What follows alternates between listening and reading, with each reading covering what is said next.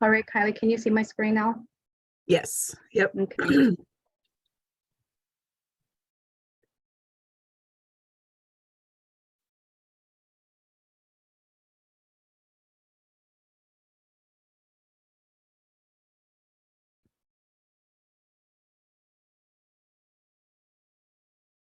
Okay. Okay. Okay, so we were just talking about the definition of, let's hope the rest of this goes a little bit better because that slide took a long time. But anyway, we're right at the bottom there with the last bullet point for vulnerability. And this is one of the key points that I like to point out, and that vulnerability factors for compassion fatigue, they result from several areas. But the first is a combination of empathy and a lack of boundaries. So what I like to I really like to express that it's just really essential for us to have this empathetic relationship that we always talk about with our clients. But it's combined with a lack of boundaries, compassion fatigue can result.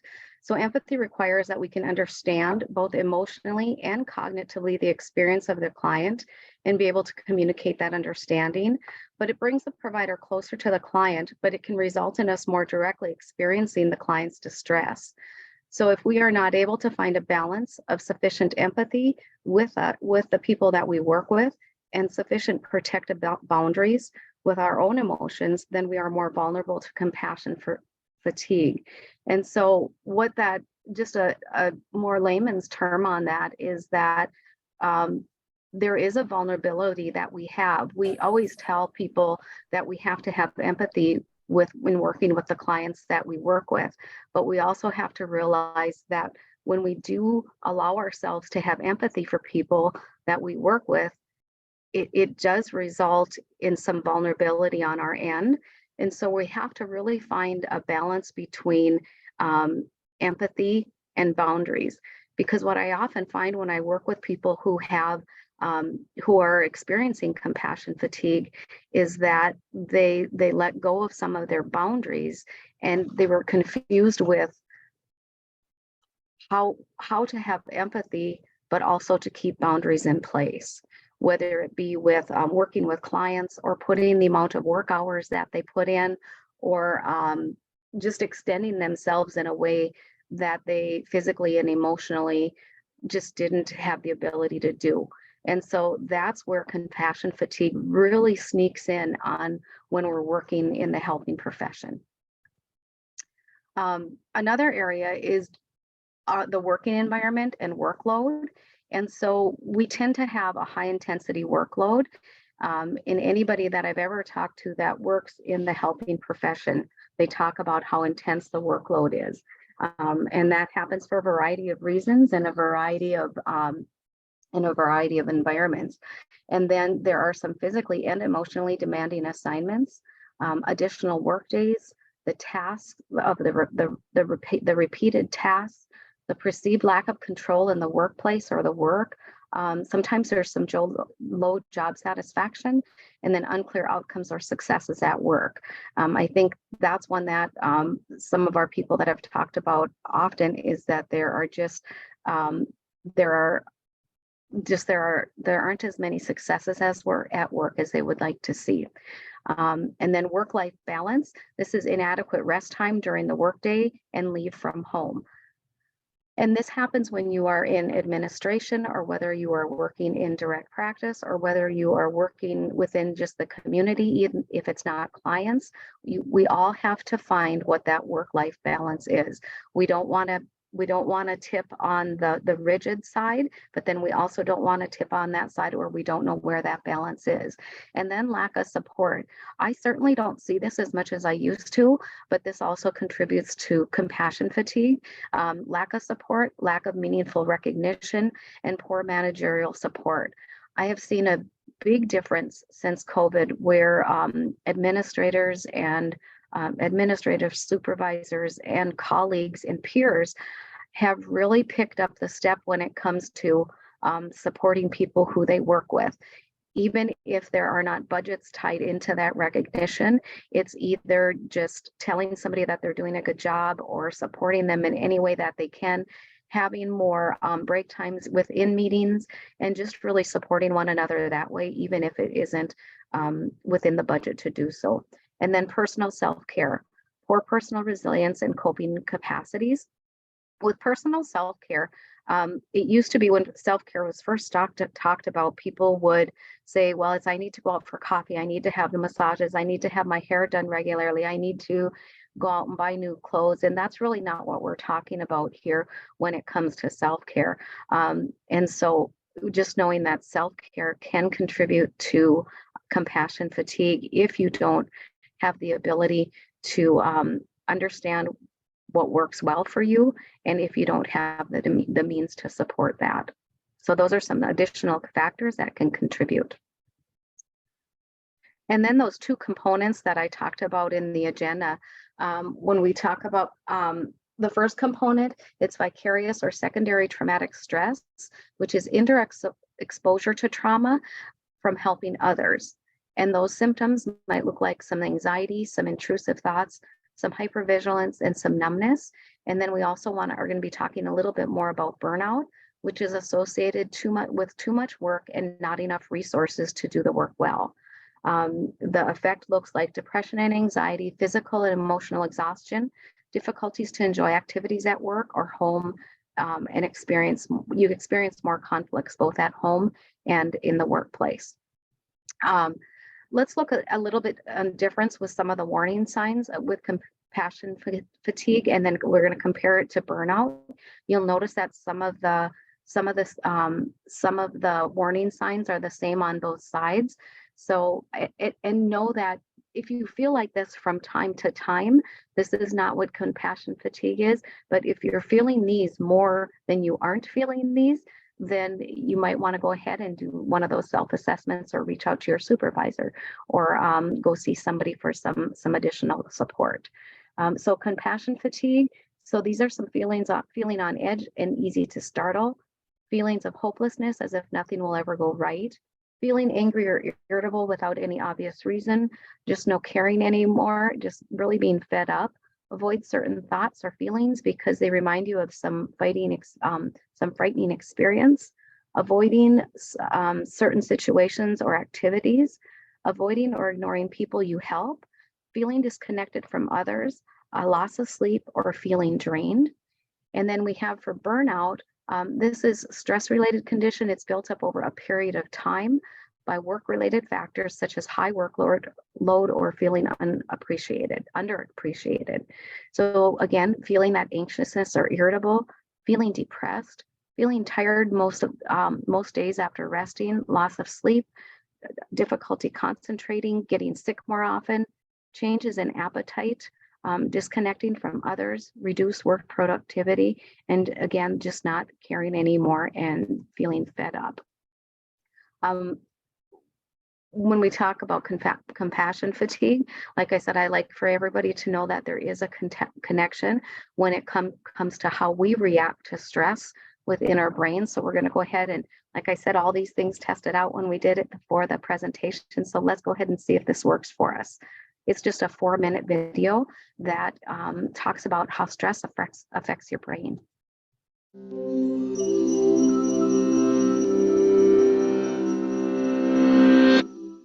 Are you sleeping restlessly, feeling irritable or moody, forgetting little things, and feeling overwhelmed and isolated? Don't worry, we've all been there. You're probably just stressed out. Stress isn't always a bad thing. It can be handy for a burst of extra energy and focus, like when you're playing a competitive sport or have to speak in public. But when it's continuous, the kind most of us face day in and day out, it actually begins to change your brain. Chronic stress, like being overworked or having arguments at home, can affect brain size, its structure, and how it functions, right down to the level of your genes. Stress begins with something called the hypothalamus pituitary adrenal axis, a series of interactions between endocrine glands in the brain and on the kidney, which controls your body's reaction to stress. When your brain detects a stressful situation, your HPA axis is instantly activated and releases a hormone called cortisol, which primes your body for instant action. But high levels of cortisol over long periods of time wreak havoc on your brain. For example, chronic stress increases the activity level and number of neural connections in the amygdala, your brain's fear center. And as levels of cortisol rise, electric signals in your hippocampus, the part of the brain associated with learning, memories, and stress control, deteriorate. The hippocampus also inhibits the activity of the HPA axis, so when it weakens, so does your ability to control your stress. That's not all, though. Cortisol can literally cause your brain to shrink in size. Too much of it results in the loss of synaptic connections between neurons and the shrinking of your prefrontal cortex, the part of your brain that regulates behaviors like concentration, decision-making, judgment, and social interaction. It also leads to fewer new brain cells being made in the hippocampus. This means chronic stress might make it harder for you to learn and remember things, and also set the stage for more serious mental problems like depression and eventually Alzheimer's disease. The effects of stress may filter right down to your brain's DNA. An experiment showed that the amount of nurturing a mother rat provides its newborn baby plays a part in determining how that baby responds to stress later in life. The pups of nurturing moms turned out less sensitive to stress because their brains developed more cortisol receptors, which stick to cortisol and dampen the stress response. The pups of negligent moms had the opposite outcome, and so became more sensitive to stress throughout life. These are considered epigenetic changes, meaning that they affect which genes are expressed without directly changing the genetic code. And these changes can be reversed if the moms are swapped. But there's a surprising result. The epigenetic changes caused by one single mother rat were passed down to many generations of rats after her. In other words, the results of these actions were inheritable. It's not all bad news, though. There are many ways to reverse what cortisol does to your stressed brain. The most powerful weapons are exercise and meditation, which involves breathing deeply and being aware and focused on your surroundings. Both of these activities decrease your stress and increase the size of the hippocampus, thereby improving your memory. So don't feel defeated by the pressures of daily life. Get in control of your stress before it takes control of you.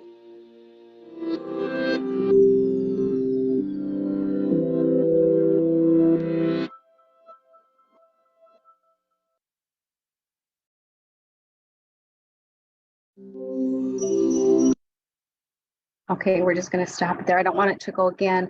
And so over time, like when I was talking about on those two previous slides, when I was talking about the two components, the vicarious or that secondary traumatic stress, this is what happens in our brain when you're watching that video.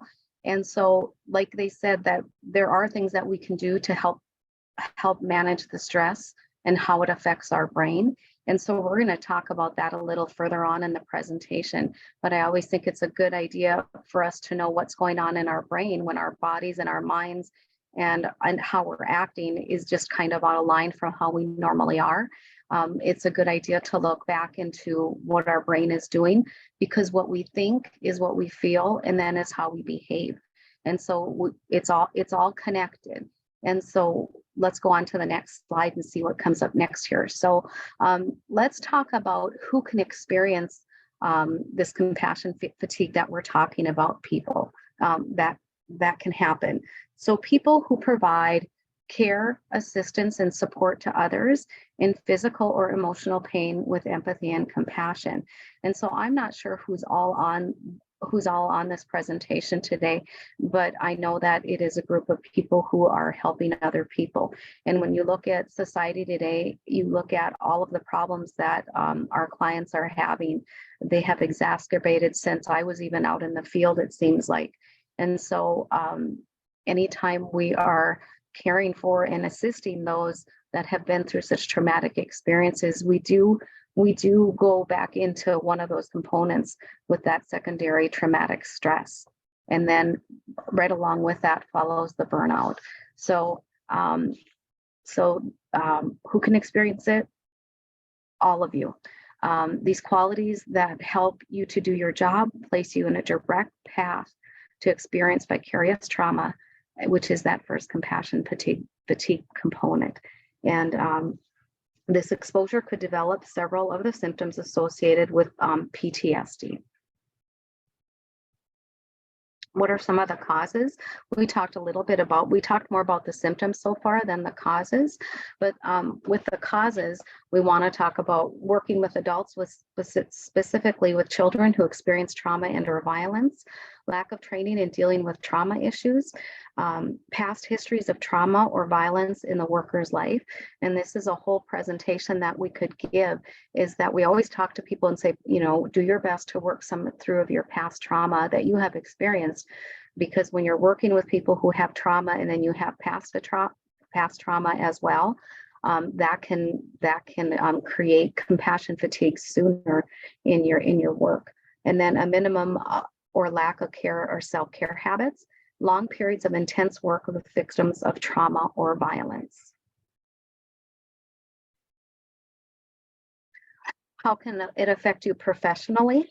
It can look like low motivation, task avoidance. If you have that task list and you keep on putting it off, that could be a part of it. Poor work commitments, saying that you're going to do something and not following through. Conflicts between staff members, lack of job satisfaction, obsessive thoughts for details, anger, apathy, which is a lack of interest or enthusiasm or concern, exhaustion, and detachment. There are five domains that I've chosen for personal impact, and they are cognitive, emotional, behavioral, social, and psychological. And I've written some of the areas that are here. In cognitive, what this will look like is there are intrusive memories, there's some confusion, spaciness, rigidity, self-doubt, disorientation, self-harm or thoughts. And then emotionally, that we've talked about that already, so I won't go through that. I think overwhelmed is the only one that I hadn't mentioned there yet. Behavioral, I think I mentioned the hypervigilant, sleep disturbances, elevated startle response, appetite changes, moody, impatient. Social, I didn't go over this one yet, and so I wanted to stop here a little bit with social: overprotective, withdrawn, isolation, indifference, loneliness, decrease of intimacy, lack of interest to socialization. And then physiological, if you're having more body aches than normal, some dizziness, some breathing difficulties, somatic complaints, impaired immune system, rapid breathing, and heartbeat. How to know when to ask for help. Seek for help or ask if you are experiencing difficulty separating work responsibilities from personal life. You have an idea and vision of the world in terms of victims and perpetrators, and experience chronic sadness and pain. And so make sure that you know who you can go to. Hopefully it's your supervisor or a coworker, or somebody, if you're seeing a professional or if you need to see a professional. There are great online therapists now that can see you sometimes quicker than even people that are still doing face-to-face. And so we're gonna hope that if at this point, if anybody's thinking, well, you know what, I think I may need to seek out some extra assistance, that hopefully that they will do that after this presentation.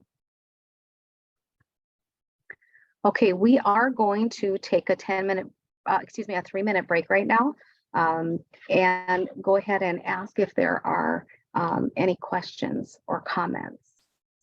And yes. I think there are some in the chat. And so if you want to get up and move around, Kylie, would you want to keep a watch on the 3 minutes for me? Sure. Okay. Do you want me to just go in the chat? Whatever, I can read them to you too, whatever's easiest. I have it open if you'd like me to just read them to you. Okay, yeah, go ahead. The first one says, I am so excited because I so have that. How do you shut off being a compassionate person? Well, first of all, I don't ever want to have anybody shut off being a compassionate person, because I think that's a part of your character. And I think that's what brings you to this place of helping others. I think the part that I reviewed earlier on in the slides is that we want you to be compassionate, we want you to be empathetic, but what we want you to do then is we want you to learn skills when it comes to boundaries and what that looks like for you, because I find that people who get burnt out or have compassion fatigue, it seems like as you dig deeper into it, that's where the things are breaking down a little bit, is that we don't know what appropriate boundaries look like. Sometimes we've been raised with that if you're not kind or you're not kind all the time, it means that you are being unkind, right? And so we just have to know the difference between when we are doing more than what our clients are doing, when we are working harder than our clients. And I tell my students one of these things all the time is that I got into social work because I wanted to help people, but I think I wanted to help people my way and the way I thought was best. But really the trick to learning how to help people, once you learn how to help people, you're teaching them really how to help themselves. And that's a whole different energy than doing the work for somebody or feeling as if they're not successful. Then that comes back on you. And that's all a part of learning how to set good boundaries in the work that we do. So I never want you to be less compassionate, but I would probably encourage you to learn how to set better boundaries. And then there's just a couple comments or questions. Are we able to get the PowerPoint slides, as this is great information? I would be happy to give them out, but I have noticed so many spelling errors in my slides that it's driving me a little crazy. So if you allow me time to just correct the spelling errors, I had influenza this past week, and so obviously I'm still not over my dizziness. So I'm gonna use that as an excuse. So if you give me time to correct the spelling errors, I'd be happy to share them. Okay, and then one more question. With job demands and expectations, how do you balance them for both clients and management? Can you repeat that one more time, Kylie? The challenges. With job demands and expectations, how do you balance them for both clients and management? I think that goes back to that boundaries again, right? So when we're hired, we're all hired to do a job. And I'm sure since you guys are in the health care profession, because I find this all the time, is that everybody always wants to go above and beyond in the work that they do. And there's still nothing wrong to do that. But I think having those conversations with your supervisors, and then they have to have them with their administration, but then we also have to have the conversations with our clients and say, this is the work that I'm able to help you with, but if it comes to something that's A, B, C, or D, I'm not able to help you with that. We don't have to go into detail to explain all of those reasons why we aren't able to move further in that, but we explain things the best way that we can. And always remember that if you're having boundaries, you're also being a model for your clients to teach them how to have good boundaries to the people in their life as well. And so I always try to model good boundaries so that the students around me can see that, my clients can see that, my administrator can see that. But then also there are times where I am more flexible, but I always set limits. And so starting with having the conversation is where you always need to go. Have the conversation before it gets too far. But if it does go too far, always knowing that you have to step back and first of all, find out what's going on, and then not be afraid to have those conversations with your supervisors and your peers. Our work isn't going to go away, and we're not going to run out of clients. And so our work, unfortunately, our work will probably never be done. And so we have to find a way to be okay with that. All right, we're technically at the 3-minute mark. Do you want the one, there's one more question. Do you want me to ask Sure, that, or should sure. we wait till the end? Sure. Okay. How do we now set boundaries with people who we have been their quote unquote therapist as they can't afford one? I know one lady who on a weekly basis calls me or comes to my office to unload, and I don't want to make it worse as former suicide attempt, as she has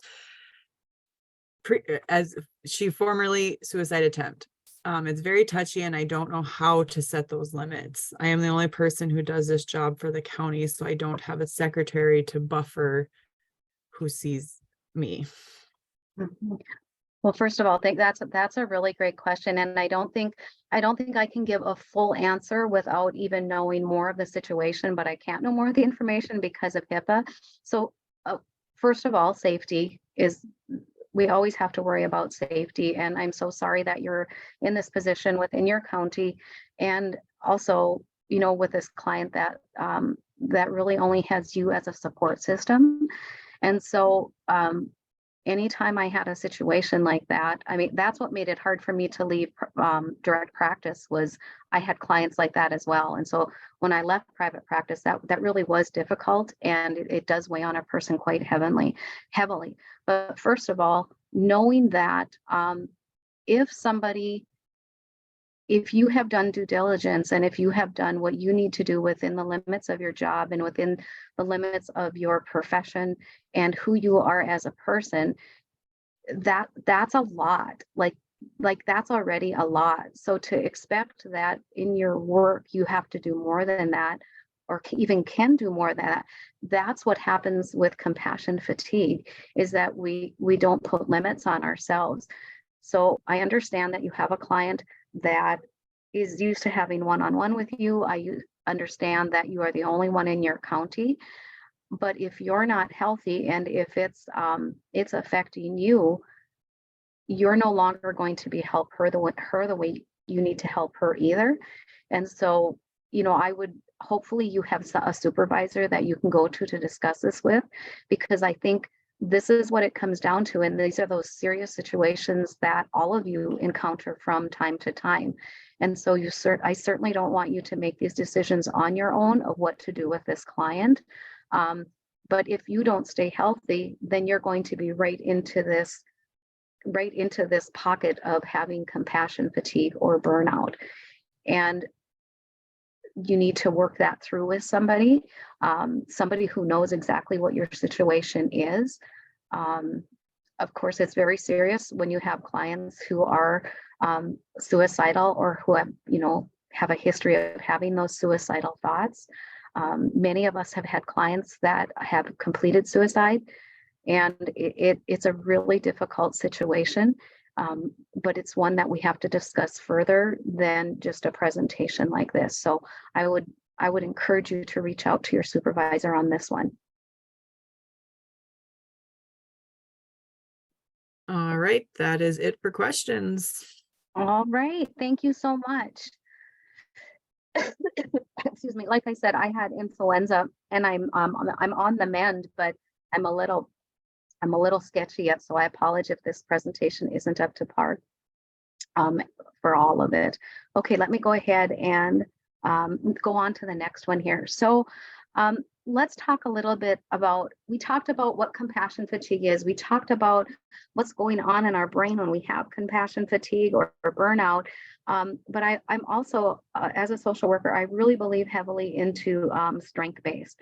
And so I always talk about, if we're talking about something with compassion fatigue and everybody is feeling like they're just so down and out and are just feeling overwhelmed, know that there is also another side of this, you guys, that's called compassion satisfaction.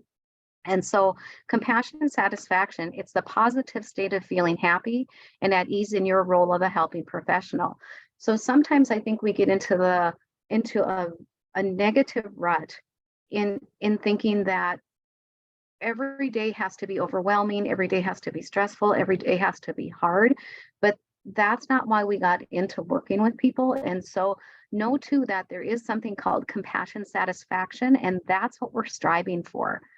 Okay, that is what my hope is for each one of you, is that you come to some compassion satisfaction, which is feelingness of happy, believing in yourself and your abilities, finding life satisfying, finding yourself learning new things from people you care for, feeling connected with others, having a good balance between work and free time, feeling calm and at peace with your work, feeling satisfied from working with those you help, having happy thoughts about those you help and how you could help them. And so, I think our clients end up sometimes seeing that we're kind of just like this negative lot of helpers sometimes. And what is going to be their purpose of achieving what we have if we don't understand that there's also compassion satisfaction in the world and in what we do? And so I think it's important to pull that out, that this is what we strive for. We're striving for compassion satisfaction in the work that we do. I want to talk about some techniques. The first thing is that just by some of the questions that you guys had asked, there's obviously some people within this group that are wondering, well, maybe I do have compassion fatigue, or maybe I do have burnout. How do I find out if I have that? And so you can start just at home on your computer, going and doing a self-assessment. And so the first one here is a self-assessment. It's called a ProQOL, and you can go right onto that link, and you can do a self-report. And there's so many questions that you're asked, you fill it out, and then there is a guide that will help lead you to some results. And on this next slide here, I'm just going to go to that right now. This is what it looks like. And so you'll say, I am happy, but it goes down. I believe there are 44 questions that are attached to this. And so after that, there'll be an answer scale for you.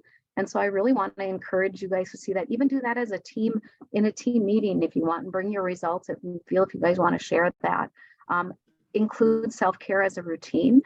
Practice it to make it a habit. Enough and adequate sleep, healthy nutrition, physical activity, relaxation, and socializing. There is almost anything you want to find on YouTube right now if you have access to YouTube. Whether here the other day I thought, I'm going to start doing yoga. That's going to be part of my new self-care. So I went on there, and I was lucky enough to, there were several 30-minute ones, and I was like, oh, that's a big commitment for me. And so I found one all the way down to 10 minutes. And so I was successful in that. I did it once, and then I got influenza. But so try to start developing something with a self-care routine. Review your belief about self-care. That's what I was talking about earlier. For sure, they are not selfish acts, but make sure they are really contributing to your self-care. It's not, just that you want to go to Starbucks or you want a massage, or you will make sure that it is contributing to your self-care. Engage in activities such as games, watch funny, easy movies. There's so many different things that we can do. And then focus on that compassion satisfaction that I talked about. Celebrate your own accomplishments and the accomplishments of others. And that's where that support comes in that I'm talking about. None of that doesn't take money at all. That just takes time, and it just takes a focus. And then we have the community compassion. Validate your self-care habits, support sense of resilience. Do not allow isolation. Do not allow isolation with yourself. Look at some of those past symptoms I was talking about, and stay away from isolation. And then immerse in humor. Humor is a great dose of medication for compassion fatigue. And then remember, we are all vulnerable in different ways and at different times. I want to go back to the self-assessment a little bit. It is a self-report tool. And I think there is a thing, if you want, you can contribute to research with your answers if you want, but you don't have to. They're going to ask you questions out of those 44 questions. Some are on loss of productivity, depression, intrusive thoughts, jumpiness, tiredness, feelings of being on edge or trapped, or an inability to separate personal and professional life. It also assesses compassion satisfaction. So if it's your goal to increase your compassion satisfaction, know where you start and then try to make a goal to get that up a little bit. And again, those are those positive emotions associated with helping others, with happiness, pride, and satisfaction. And so these are just some techniques that that I put together for you. Excuse me. And I hope that you're able to try some of those. When we talk about practicing every day, there are so many different things that you can do to help practice every day. I just listed a few of them here. And some of them I have repeated, but mind-body connection, always knowing what that looks like in you. Process events with someone, even if it's a busy day. Always remember HIPAA, of course, and FERPA if you're in academia, but process those events with somebody. Self-soothe. That is not just something that we do in the early stages of our life. It's something that our body naturally does to cope. And so don't forget about self-soothing as an adult. Breathing techniques, feed your spirit, muscle relaxation, mindfulness. And then, like I said, one of my favorites is humor. Self-care practices can really help prevent the development of compassion fatigue. So if you do not have compassion fatigue right now, make sure that you are really either starting or enhancing your self-care practices. It's recommended to identify, engage in replenishing your self-care strategies that promote physical, emotional, and spiritual well-being with intentionality. Not only do self-care practices strengthen your ability to cope well in the moment, but they can also help your body bounce back to a healthier state. So by focusing on building your strengths and carrying out self-care activities, you contribute to your behavioral, cognitive, physical, spiritual, and emotional resilience. Okay, we are going to move on to practice some breathing. Excuse me. Okay, so I hope everybody's ready for this. This is really going to only take about 5 minutes of our time. I do this with students all the time and in our classroom. I really mean what I say. I want you to go find a comfortable place. All of a sudden I'll look up and I'll have students sitting around the floor, against the wall, laying on the floor. You guys, I think, are in the comfort of your own home today, just like I am. So go ahead. And we're just going to take some time now to do a breathing exercise. So I apologize for my voice. Usually it's more soothing, but it's a little raspy today, so I do apologize for that. If that interferes with you relaxing, I do apologize for that. So I'm going to go ahead and start with a breathing with an introduction. So when we start to feel anxious, upset, or uncomfortable, our breathing is one of the first things that changes. It usually becomes faster, shallower, and less smooth. This happens in response to a release of chemicals in our bodies, which are preparing for us to deal with a threat. Therefore, the changing in our breathing is a signal to our brains that something is wrong. By noticing the change in our breathing, recognizing that there is no present threat, and making a conscious change in our breathing rate and depth, we can signal our brains and bodies that we are safe, which allows our whole system to calm down. And this is called regulation. This type of breathing, slow breathing, is called belly breathing. It's called this because it uses a muscle that stretches between our lungs and our abdomen, which helps us to expand and contract our lungs and sends the message to our brain to calm our body down. Breathing in this way is simple, but a powerful exercise for our physical and mental health. Breathing in this way is simple. So I'd like you to find a comfortable position that allows your chest to feel open and not constricted. This could be standing with your feet hip distance apart, shoulders rolled back, and arms hanging comfortably at your side. It could be sitting comfortably with your feet on the ground and your back supported by the chair. It could also be lying down on your back on a flat surface and your knees bent, feet flat on the floor. Begin by becoming aware of your body, particularly any areas of tension, as well as the points of contact between your body and the floor. Next, place one hand gently on your stomach and one hand gently on your chest. Now bring your attention to your breathing. Notice the speed of your breath.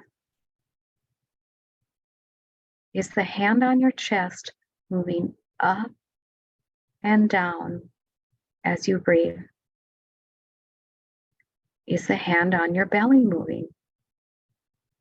Most people will find at this stage that the hand on the chest is moving more than the hand on their belly, and their breath is relatively fast.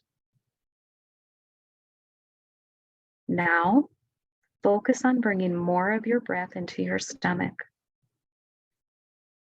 Inhale as smoothly as possible. Inhale through your nose and feel the air moving all the way down to your stomach so that your hand rises as your stomach extends. You can imagine your stomach as a balloon filling with air as you inhale. When it is full, allow your stomach to recede as you breathe out as smoothly as possible, emptying it of air. You may choose to exhale either through your nose or your mouth. Pause, then inhale again, bringing air all the way down into your stomach.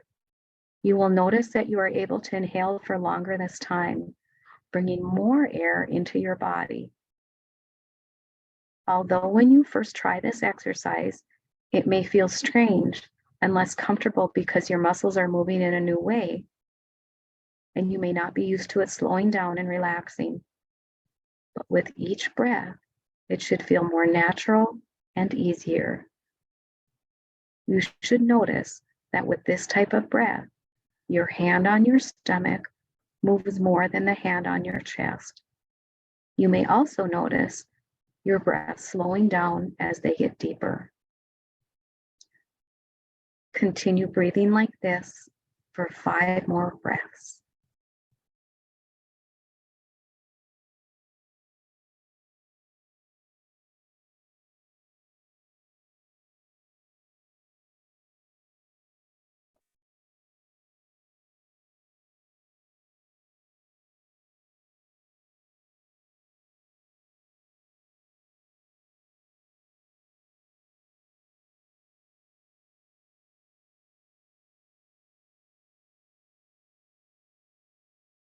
At this time, we've concluded the breathing exercise.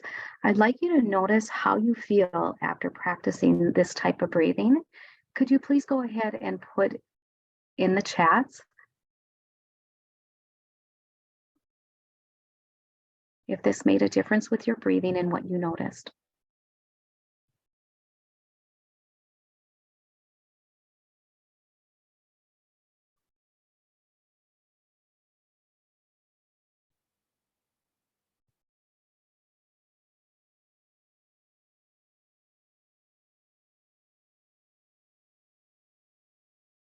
It felt very nice, relaxed, which I never am. I felt more at ease, relaxed, sleepy, much more relaxed, awareness that I am not breathing correctly.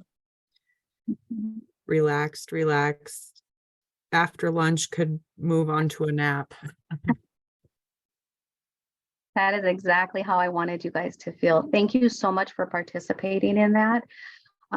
So this is something that you can take with you. You can do anywhere you are, and it really does help ground you.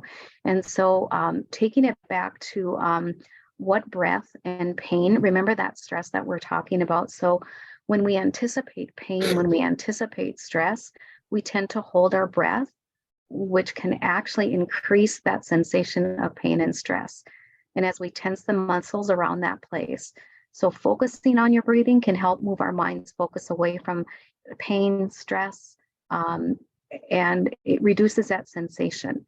So you can also imagine breathing in care and warmth and in the area of your body that needs an exhaling and pain that tension. So I hope that this is something that you can use in your future self-care. Okay, let's go ahead and go on. Thank you again for participating in that.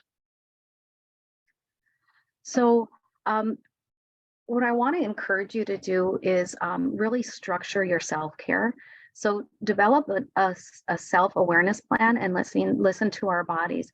And when I work with helping professionals, I tell them, always try to do what you're encouraging your clients to do so that you can speak from some better experience. So we work with treatment plans, we work with objectives, we work with goals. Set up a goal for yourself to structure your self-care. You won't regret it. List things that you will need to do between meetings or tasks. List things that you will do at the end of your workday. List things you will do every week, month, or bi-monthly. Start keeping a journal. We tell our clients to keep journals often. Start keeping that journal. Read and listen to music. Practice mindfulness, nutrition, and exercise. And then I just added on here a little bit about, I added this on a little bit. It can really look like anything that you want to put together. Okay, so like I said, I will go through and I will make some corrections. I apologize for those. I think there are about 5 of them. I apologize for that. We have, I think, maybe 1 minute left, right, Kylie? Sorry, I couldn't get unmuted. Yeah, a couple minutes, whatever works. Okay, so if anybody has any last minute questions, I'd be happy to take them.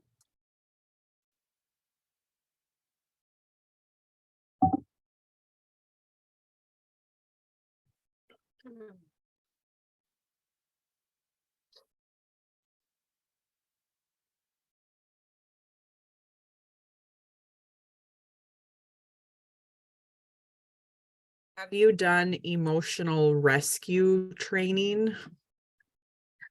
I have not.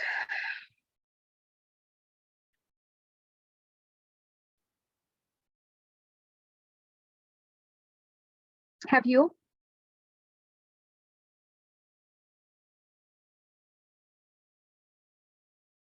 Lots of thank yous. And the gal who asked that question said, yes, our boss arranged it. Wonderful, wonderful.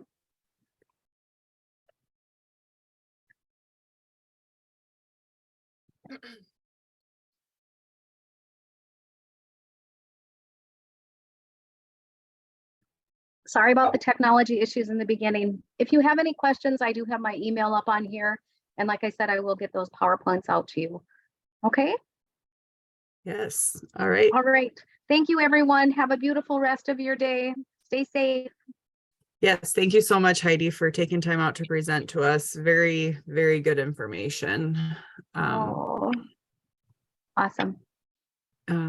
Shout out for Derek Johnson. He even flew the doctor here for a personal last meeting. That's the girl who asked for about the rescue training. I wondered if it was done like with a train the trainer, but they flew the doctor out. That's awesome. Thank you. So, all right. Well, thank you all for attending our last session of this series of trainings. We really appreciate everyone attending. Just a couple last reminders. Remember, please fill out that survey when it gets sent out to you. We appreciate any and all feedback, comments, possible topics for future presentations. Also, if you need a certificate of participation, please email. I believe Marilyn is still doing that. If not,